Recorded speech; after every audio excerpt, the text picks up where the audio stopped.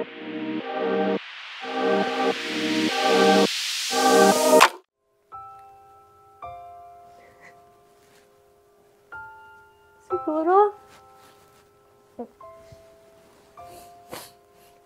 nasagad na rin si Marco. Kaya kasama niya na si God ngayon.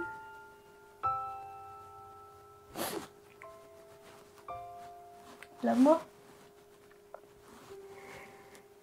kahit hindi niya natuloy yung pangarap niya, alam kong masaya siya. Ang ikinatutuwa ko ay may mga organisasyon katulad ng Love Yourself na tumutulong magpaliwanag sa mga kawani ng eskwelahan, sa mga guro, mag-aaral tungkol sa HIV nang sa gayon ay magiging mas malalim ang kanilang kaalaman sa kondisyon na ito. Maraming salamat, Carla May, at malaking tulong itong nailahad mo. At para na rin sa kaalaman mo ay naisip ko na mas praktikal na baguhin ko na lang ang pangalan mo at ibahin ang boses mo. Happy? Yeah, happy anniversary. Happy? Larry, anong katsipan to? Ito lang yung naisip mo sa anniversary natin? Ito lang?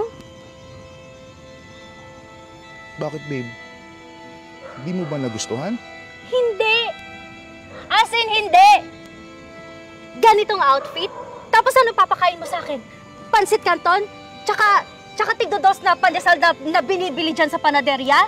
Aba, hindi mo man lang ba ako dadalhin sa sosyal na restaurant? Eh, mahal ang binabayad ko sa'yo sa eskwelahan mo. Di huwag ka magbayad.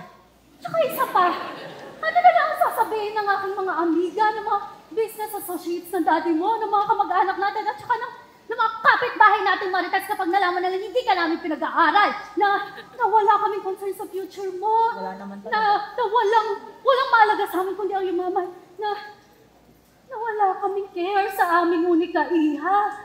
No. Paano na ang reputasyon ng ating angkan? Kahit ano pa po sabihin nyo, paulit-ulit kong sasabihin na mahal ko si Manuel. Minahal ko siya dahil sa ugali niya at wala akong pakialam kahit ilang taon pa ang agwat namin. Ipaglalaban ko ang pagmamahalan namin hanggang sa huli.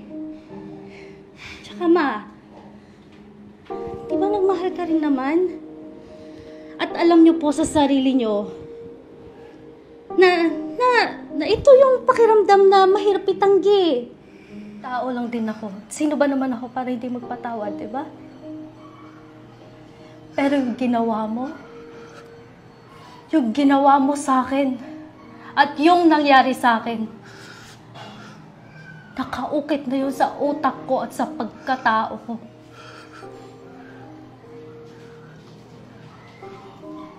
Sana nilawakan mo yung utak mo.